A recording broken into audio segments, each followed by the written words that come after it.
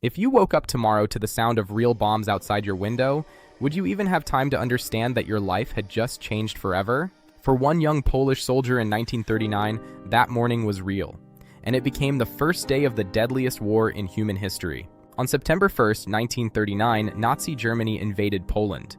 Those first shots and bombs marked the beginning of World War II. But in this video, we're not looking at the war from maps, dates, and speeches. We're going to see that day through the eyes of one young soldier, a 21-year-old Polish conscript named Jan. This is his story. My name is John. I was 21 years old when the war reached my doorstep.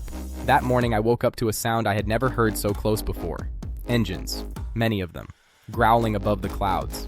At first, I thought it was just another training exercise. At the barracks, we used to joke about it. Maybe they're just showing off again. Then the first explosion hit. The ground shook, the windows shattered, dust and glass filled the air. Someone burst into the room shouting, "Germany has attacked! Everyone, battle positions, move!" In that moment, I didn't think about big words like honor, glory, or defending Europe. I had only one thought: will I still be alive this evening? We ran outside, rifles in our hands, eyes still half blinded by sleep and fear. Above us, we saw them. German dive bombers screaming down from the sky. Stuka planes. We had heard about them in training. Today, they were not diagrams in a classroom. They were dropping bombs on our town. The sound they made was like a scream. Long, metallic, and inhuman. It felt like the sky itself was attacking us. In a matter of minutes, buildings that had stood for decades were ripped open like paper. I saw Piotr, a friend from my unit, fall just a few meters away from me. He didn't even have time to scream.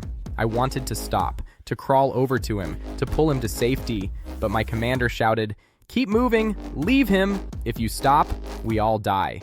I am not a hero. I chose to live, and I still carry that choice with me. By noon, the news had spread across our lines. German forces had crossed the border in many places at once. Our town was just one of many targets. Farther back, in the safer zones, someone tried to keep people calm with loudspeakers. Poland will fight to the end. Our allies will help us. Those words sounded strong, from a distance.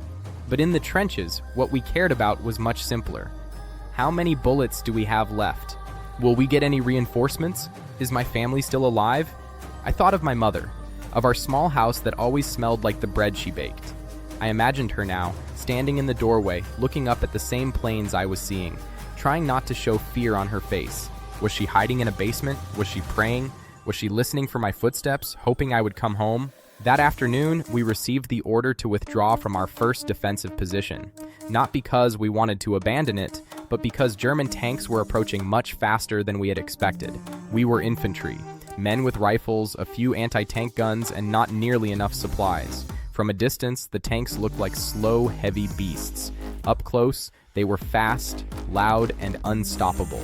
In training, they tell you that courage can defeat anything. But when a steel monster is rolling toward you, its cannon pointing straight at your position, you learn a hard truth. Courage alone is not enough. You need weapons that can stop it. You need support. You need allies. We had very little of any of that. That evening, we hid in a small forest, our uniforms dirty, our faces blackened with smoke. For a few hours, it was almost quiet. One of the soldiers next to me started to cry softly. He was a few years older than I was, already a husband and a father. Between his sobs, he whispered, "I never taught my son how to ride a bicycle."